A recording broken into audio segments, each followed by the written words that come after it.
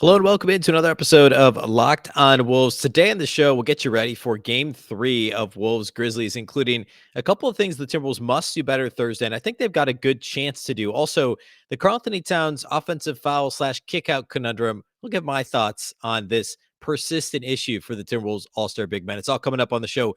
Welcome in. You are Locked On Wolves. You are Locked On Timberwolves, your daily Minnesota Timberwolves podcast. Part of the Locked On Podcast Network. Your team every day.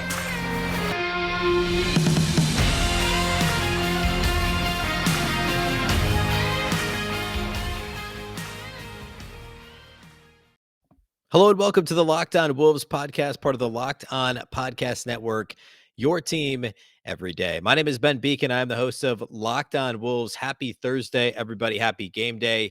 Game 3, Wolves Grizzlies, is tonight at Target Center. We're going to break that all down. Things the Timberwolves can do better, must do better on Thursday. Plus, my thoughts on the Wolves rotation, how they might be able to counter Memphis's adjustments. Plus, we'll get to Karl-Anthony Towns and his offensive foul kickout stuff. That's all coming on the show. First of all, though, thank you for making Locked On Wolves your first listen every day. Of course, the show is free and available everywhere. That includes YouTube as well as all of your favorite audio platforms, Apple, Google, Spotify, Odyssey. You can also follow on Twitter at Locked On T-Wolves and at Beecken with two B's, two E's, C-K-E-N. All right, let's go ahead and get into it. So obviously Wolves down, or Wolves tied in the series, I should say, 1-1.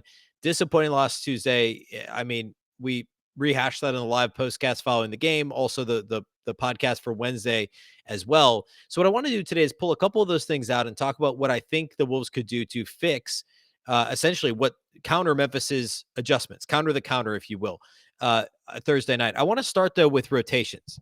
Well, actually, no. Let's talk about Memphis's adjustments first, and then we'll get to rotations. I talked about this Wednesday, but Memphis, the big thing that they did is they took Steven Adams out of the rotation. They played Jaren Jackson Jr. at the 5. They switched everything in the pick and roll. They made life really difficult for Minnesota because of their length, their versatility, their defensive presence as a team. Remember, this is one of the league's best defensive teams, young, athletic, long, all of that, active. But then in game 1, they gave up 130 points to the Timberwolves. Minnesota got anything they wanted. Karl-Anthony Towns dominated Steven Adams. Jaren Jackson Jr. got into foul trouble. So what did they do? They took Adams out of the rotation after the first 3 minutes of Tuesday's game 2. They put Jaren Jackson Jr. at the 5. They played small for longer stretches in the game, and they switched pick and rolls. So what can the Wolves do to counter that? I think one thing is if Memphis is going to go small, they certainly need to post Karl-Anthony Towns more often. The Timberwolves do. And off of that, the Wolves need to have some actual, backside action or some false actions to at least distract Memphis, not simply dumping the ball into the post to Karl-Anthony Towns. The Wolves generally do a pretty good job at running false actions away from the ball to try and get defenses a little bit discombobulated. And Memphis, they're probably surely going to be amped up on the road, first road game of the series with a little bit of momentum in the series. Can they get Memphis going with some of this false action stuff, get Towns some easy looks in the post, get him to go fast? Remember earlier this season when Towns was having some issues like November, December timeframe, and Anthony Edwards says, yeah, Towns just has to go fast because if he can go before the double team gets there, nobody can stop him one-on-one. Well, that's 100% true. We saw a lot of that this year. And then the Wolves moved Towns around and did a few different things. We haven't seen that yet in this series. Game 1, it wasn't necessary because, Towns played well, but Anthony Edwards played extremely well. The Wolves scored 130 points. They did a lot of damage in transition and in the secondary break. They didn't get into that many half-court sets where it was anything besides Anthony Edwards just going to work, right? Towns did some damage early in the first quarter on some stuff, but then otherwise it was offensive rebounds. It was kind of, second and third reads within the offense.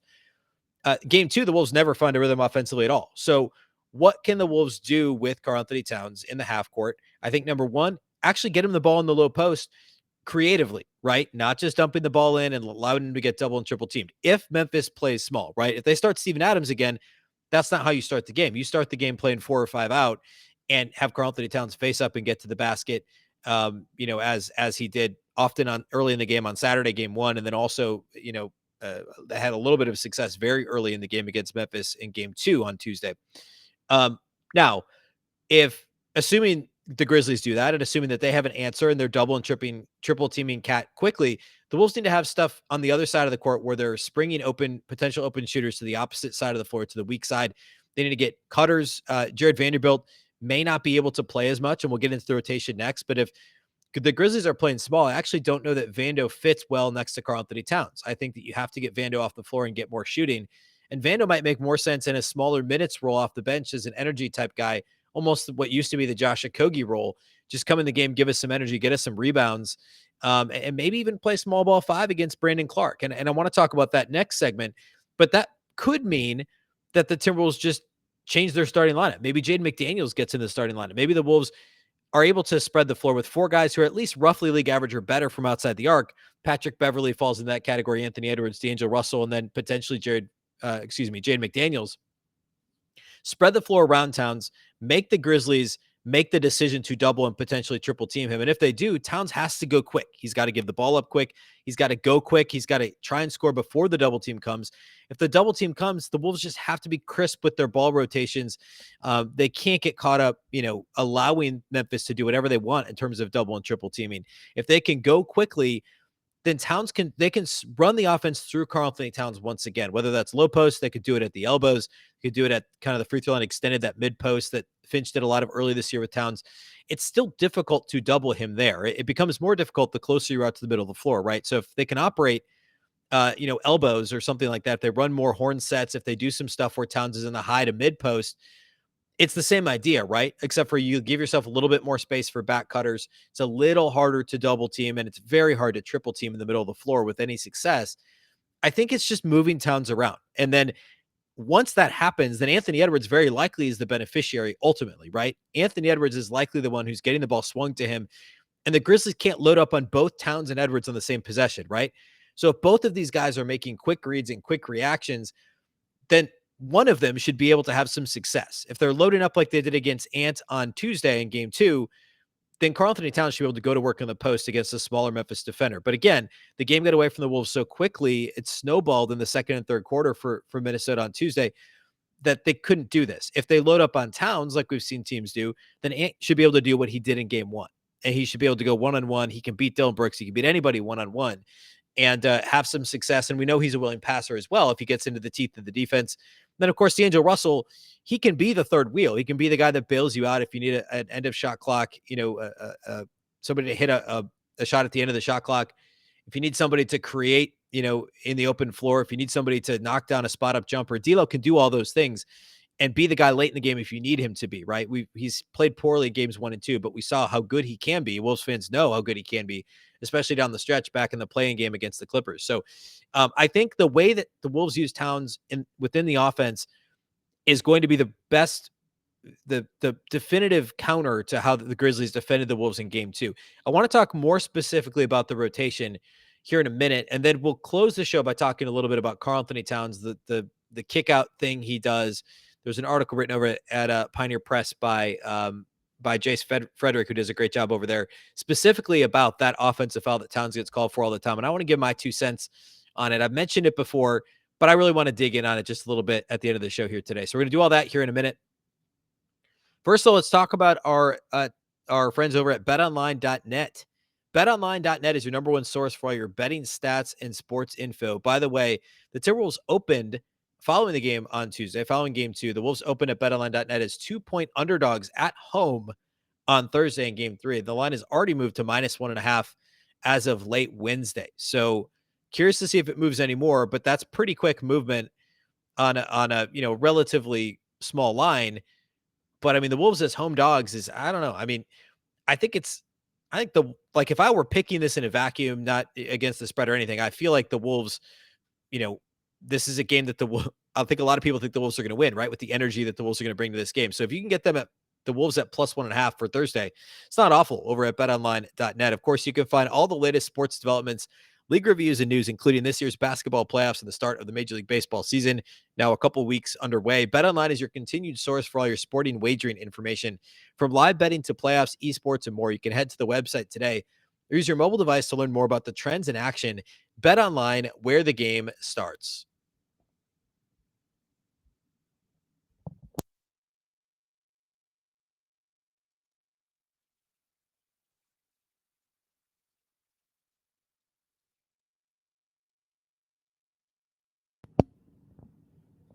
Reminder again, or I guess a thank you for making Locked On Wolves your first listen each and every day.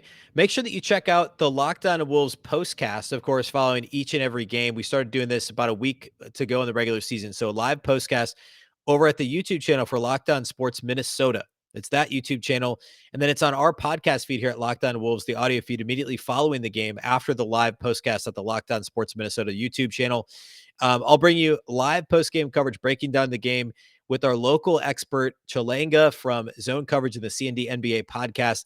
Give you a quick 10, 12-minute analysis immediately post-game. Again, the Locked On Wolves postcast is part of the all-new Locked On Sports Minnesota, available live on YouTube following each game, and then on all Locked On Sports Minnesota podcast feeds, as well as Locked On Wolves. And if you're a big Minnesota sports fan, Locked On Wild, Twins, Vikings, and Gophers are all doing the exact same thing. So you can check out those live postcasts following games and all the content over at the Locked On Sports Minnesota YouTube feed as well. All right, let's go ahead and talk rotations. So the Timberwolves, of course, have had one of the league's best starting fives throughout the season in terms of points per possession, net rating, all that stuff. The preferred starting lineup of D'Angelo Russell, Patrick Beverley, Anthony Edwards, Jared Vanderbilt, Karl-Anthony Towns was phenomenal. It was even better. It was the greatest lineup ever. So I think it was John Schumann at NBA.com coined it that, and it was true for a really long period of time. And the Wolves just couldn't keep everybody healthy at the same time. Then the COVID thing happened. So you talk October, November, December, when that lineup played together, they were phenomenal. It was still a plus lineup and a very good lineup when it was all said and done at the end of the regular season. But that lineup hasn't played all that well together so far against Memphis. And Jared Vanderbilt played just 9 minutes against Memphis in game 2. And Chris Finch said earlier this year, it's hard to keep Vando off the floor because of what he provides from an energy and a rebounding perspective. You're talking about a team that's starved for rebounds because outside of Karl-Anthony Towns, a couple of guards that rebound the position, okay, there's nobody that's a consistently plus rebounder except for Jared Vanderbilt, who of course is undersized, but generally is a really, pound for pound, the best rebounder on the Wolves, frankly. So against in a series where you're worried about how well Memphis rebounds the ball, they're the best offensive rebounding team in the NBA in the regular season, and they were a top 3 defensive rebounding team as well, or I guess top 5 defensive rebounding team, I think, in terms of rate. Why would you take Vando off the floor? Well, I think the offense is the reason why. Now they scored 130 points in the first game, but they scored just 96 in game 2, and the defense or the offense was a bigger problem than the defense for the first 2-ish quarters of the game, right? The offense was miserable. The defense didn't really start playing terribly until the third quarter for Minnesota. So my thought is the Wolves could probably roll out the same lineup, but put Jaden McDaniels at the 4. Now, McDaniels didn't have a good game 2, but neither did anybody else on the Wolves, really. So you could still roll out Russell, Beverley, Edwards, McDaniels, and Towns, a little bit of a smaller lineup. Yes, rebounding's a bit of a concern, but it already was anyway. And then you can bring Vando off the bench. Maybe Naz Reid finds his way out of the rotation, and Vando becomes your small ball 5. Towns, this doesn't work if Towns gets into early foul trouble. I want to be clear about that because you're not going to play heavy minutes with Vando at the 5. But if Towns is going to play 40 minutes anyway, or whatever, I think he played 42 in game 1. Say he plays 38 to 42 minutes. You've only got to make it 6 to 10 minutes with Vando as your 5. So I think you've got just as good of a chance to have success doing that as you might to put Naz at the 5, who's really struggled outside of a short, good stretch in game 2. Game 1, he was really bad for much of game 2, especially when the game was still kind of in question in the second quarter was also very bad. So maybe your 8 rotation guys are your 5 starters, D'Lo, Beverley, Ant, McDaniels, and Towns, and then you add in some Jordan McLaughlin minutes at the point. Taurean Prince can play the 3 and the 4, and then also Jared Vanderbilt playing some 5, and that's your core 8 players in the rotation. Depending on game flow, you could go Jalen Noel, you could go Naz Reid if you need to because of foul trouble, you could go Josh Okogie for some energy, but your core 8, it's those 8. And somehow Jordan McLaughlin, after being out of the rotation for so much of the season, finds himself, in this 8. I think that works because Taurean Prince, the minutes where he played the 4, the Wolves got killed on the glass in game 2, but he was still very good overall for the game. So I think you kind of mix him in at the 3 with McDaniels at the 4. When Vando's at the 4, you kind of have to play really big at the rest of the positions. And that would include Prince at the 3, McDaniels at the 4. You give Towns a breather, and Vando's minutes would stay short. It would be 8 to 10 minutes for Vanderbilt. He gives you the energy off the bench. He plays what used to be a Josh Okogie type role off the bench. Prince can do a little bit of everything as a 3-and-D guy. You can also run a little bit of offense through him if you need to. But the goal here would be you always have one of D'Angelo Russell, Anthony Edwards, Karl-Anthony Towns on the floor. Ant probably easily plays 40 plus minutes. Cats is around 40 and D'Lo's in the high 30s. It's the playoffs, right? And you got to win at least one of the two games at home, and obviously, ideally, both of them. You got to play those guys heavier minutes, and shorten the rotation. Try the small ball thing against Memphis. I mean, they had success doing the same thing against the Wolves. Brandon Clark off the bench is very effective for Memphis. And obviously Jaren Jackson Jr. is fantastic. So if Steven Adams is out of the rotation, the Wolves have to consider a drastic change like this. It's not something they ever did in the regular season. Vanderbilt played just a handful of minutes here and there. He played more at the five under Ryan Saunders, surprisingly, than he did under Chris Finch. But I think this could be a recipe of a counter to the counter, a counter to the adjustment, the counter adjustment, if you will, to what Memphis brought to the table in game two. It allows you to keep one of your best three players on the floor at all times. It allows you some length, allows you some switchability and versatility defensively with McDaniels in the starting lineup.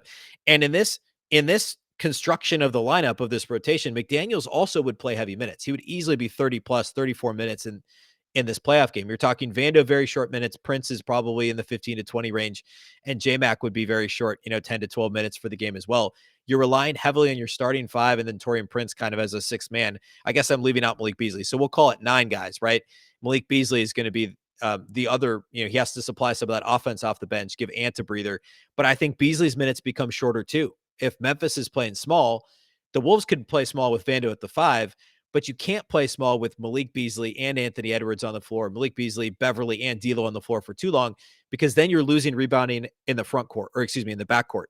And if the guards aren't rebounding their position and you're playing small in the front court against a team, Brandon Clark's a really good rebounder. Jaren Jackson Jr., same thing. These guys can hold their own as rebounders at the 5. I don't know that Jared Vanderbilt can for long stretches. I don't know that Taurean Prince can at the 4, or even Jade McDaniels at the 4. So I don't think you can afford to play Beasley as heavily in the rotation if you go small overall as you could otherwise. So now, of course, game script and game flow is going to impact this quite a bit. So if you're falling behind, you need more Beasley. You may need Jalen Noel. If you're ahead and you need energy to keep up the energy, maybe it's a Josh Okogie and Jared Vanderbilt play heavier minutes. I think those are the types of buttons that throughout the regular season, Chris Finch pushed the right buttons, pulled the right levers, was very intelligent with that. Excuse me. We need to see it in the playoffs now, with the way that this team struggled in game 2 and the lack of energy. Now, I don't really think lack of energy is generally going to be an issue coming back home to Minnesota for game 3, but still, I think that we need to wait and see if Chris Finch is able to continue pushing those right buttons. I have confidence that he will. I just want to see a little bit of creativity in terms of the rotation. I mean, with as bad as the game was in game 2 for the Timberwolves, he can't hesitate too long to do some of these things in game 3. All right. I want to close with a little bit of I don't want to call it a rant, a little bit of honesty about the Karl-Anthony Towns, the kick out offensive foul stuff. I think it's important we talk about that to close the show, and then we'll get you ready for game 3 this evening at Wolves Grizzlies. First, though, let's talk about our friends over at Built Bar. Of course, we're to the point of the season, or the point of the year, I should say, where everybody's pretty much given up on New Year's resolutions. But I promise you, I'm staying strong because of Built Bar. Built Bar doesn't even feel like it's part of a New Year's resolution of any kind because it tastes delicious. Tastes exactly like a candy bar. If you haven't tried Built Puffs, you need to. They're the first ever protein-infused marshmallow. They're fluffy and marshmallowy. There's tons of delicious flavors. You can get cinnamony, churro, coconut, marshmallow, banana cream pie. We got some Built Puffs recently. They're fantastic. Every single kind of Built Bar is covered in 100% real chocolate. That includes puffs. Go to Built.com. You can scroll down to the macros chart. You'll be absolutely blown away with how healthy they are. They're all high protein and low cal, usually around 130 calories per bar, just 4 grams of sugar and 4 net carbs, plus 17 grams of protein. And you compare that to a candy bar. Candy bars are typically around 240 calories, 30 grams of sugar, and dozens of net carbs. But Built Bars are always delicious, too. They're all delicious, and they all are good for you. At Built Bar, they're all about the taste. They make them taste delicious first and then figure out how to make them healthy. And I don't know how they do it, but they pull it off every single time. Go to Built.com. Use the promo code LOCKED15 and get 15% off your order. Again, that's promo code LOCKED15 for 15% off at Built.com.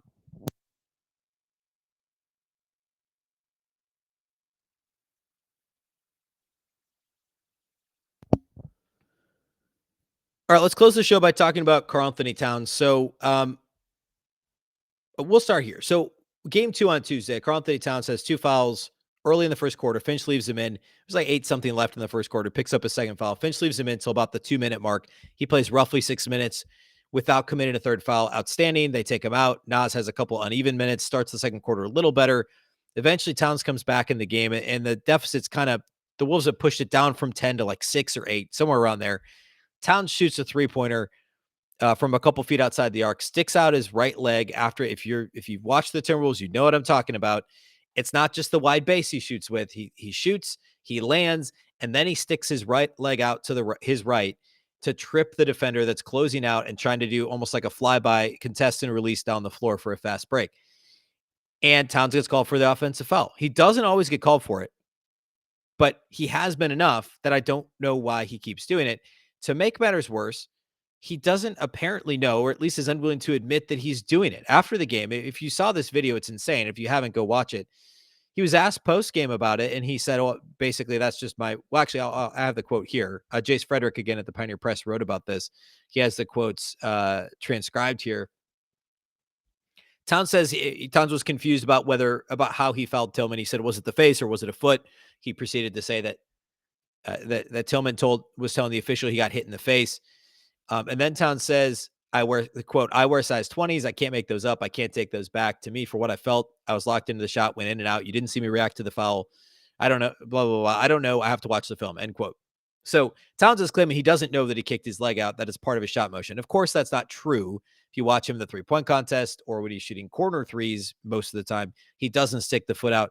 It's unclear to me if he's doing that as like a, hey, if initially I thought when he started doing this last year, I think, or the year before, I thought it was because he was trying to draw an offensive foul. We've seen guys do that for years. I mean, Reggie Miller used to do that sort of a thing. Zach LaVine did it for a while for the Wolves. We saw going back even further, Lexi Shved did that quite a bit, trying to draw an offensive foul and instead getting called for, or excuse me, trying to draw a defensive foul and draw the, get a 4-point play or get 3 free throws. Instead, being called for an offensive foul. So I thought that's why he started doing it. Then I started to wonder if he's just doing it because he's trying to trip up the guy contesting and releasing. He's trying to slow down a potential fast break the other way, which of course, if he makes the shot, it doesn't matter anyway. Or then I started to wonder, is he just doing it because he's just seeing what he can get away with and he's trying to mess with the other team? It's a semi-dirty play, I guess, if that's the case. I don't know. It's unclear. And we don't know because Towns won't admit that he's doing it. Now, all of that's kind of crazy. And that's not worth spending time on in general, except for at that point in the game when you're down by two and 3-ish possessions, you can't do that. I mean, it doesn't gain you an advantage, right? The officials aren't going to call that a defensive foul. And, at best, you're slowing down a potential fast break the other way. But if you make the shot, it doesn't really matter anyway. They're not going to take the ball out of the net and throw it over your head as long as you're shooting and getting back down the floor. So why do it? And why do it when you have 2 fouls in a second quarter of a road playoff game? You're down a couple of possessions, put your team in a really terrible spot, which is exactly what happened. Naz Reid came in, played poor minutes. Towns had 3 fouls at the break. The thing snowballed. The Wolves, fall way behind in the third quarter. I think the lack of self-awareness and the lack of the complete inability to admit, like, there's no way he doesn't know he's doing that. And I'm sure it's just like, you don't want to admit to it because once you do, then he's afraid he's always, that's always going to be called on him, I guess. I don't know. It is anyway. Right. And he's already doing it and it's not helping him. I think once I've seen him actually get a foul call on that, and I don't think it was the contact down low. I think the player also hit his arm and he was lucky he didn't also get called for the kick out. It's not going to fool officials in the playoffs. You're not going to get that foul in most cases, in almost every case in the playoffs. He just has to stop doing it. He has to have better situational awareness as well. He generally does a good job, when he, like, for instance, in the first quarter with 2 fouls, he avoided fouling the rest of the quarter. But then in a situation like this, he just gets a cheap, meaningless foul that doesn't, it kills his team. And then in terms of the foul situation, it's also extremely detrimental, completely avoidable. And Finch was brutally honest after the game and said it's unnecessary, said it put them in a tough spot. He said that, that Towns should really have the awareness that he's doing that, right? I don't know. I don't know what else to say about it. It's extremely maddening. It's frustrating. Hopefully we never see it again. Hopefully Towns was just, putting on that face for the media and he knows, and Finch talks to him and he's not going to do it anymore. I'm sure on some level it's a habit at this point. There's just no upside to it. But hopefully we don't see that in game 3. All right. To put a bow on the game 3 conversation, in summary, I expect the Timberwolves to try playing small a little bit more if the Grizzlies do the same. I expect Towns to get more touches in the flow of the offense, run the offense through Towns, and Edwards can play off of that and get his 30 plus easily. Also, D'Lo's going to have a better game. He just has to. But the Wolves' major adjustment to the Grizzlies' adjustment on offense for Minnesota is to run through Towns, get him more post touches, or at least touches in general. But if the Grizzlies are going to play small, either high post or low, mid post or low post touches, run the offense through him, be active, some false actions, action on the weak side, do something in the half court so you're not stuck with Ant in isolation with the Grizzlies loading up on him. D'Lo, just kind of dribbling out the clock in a failed pick and roll on the perimeter because the Grizzlies are so good defending the pick and roll when they play small, or Towns turning the ball over on offensive fouls or, in the post, whatever it is. Just go quickly, be decisive, make decisions quickly offensively, and they'll be all right. On the other side of the floor, continue doing what they're doing for the most part. Obviously, things got away from them, but that was more foul trouble early, and then they gave up. The Timberwolves weren't bad defensively in the first half. They just gave up when things got tough in the third quarter. I think the scheme and the plan against Ja Morant is actually pretty decent for Minnesota. And then obviously the glass is vital. As mentioned earlier, we'll do the post-game live postcast on the Locked On Sports Minnesota YouTube feed. It will also be posted on all the audio channels. Wherever you listen to this show, you can listen to the postcast with myself and Shalanga from Zone Coverage and the C&D NBA podcast. We'll also do a regular post-game podcast after the game Thursday. That will be Friday's show. And then, of course, the Wolves game 4 at Target Center is 9 p.m. Central on Saturday night.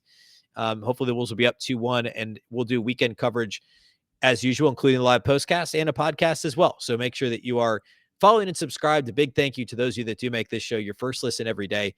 A reminder, you can watch on YouTube and listen anywhere, Apple, Google, Spotify, Odyssey, wherever you listen to shows, you can listen to this show. You can also follow on Twitter at Locked On T-Wolves and also at Beecken with 2 B's, 2 E's, C-K-E-N. That's all we have for you today. A reminder that the Locked On Wolves podcast is part of the Locked On Podcast Network. It's all your local experts on all the biggest stories. And a reminder, as long as you're making us your first listen, you can make your second listen the Locked On NBA show. From the first jump ball of the play-in tournament last week to the last possession of the finals here in a couple of months, Locked On experts take you deep inside the playoffs with insight and analysis affecting all 30 teams. Once again, I'm Ben Beecken. This is the Locked On Wolves podcast, and we'll catch you next time.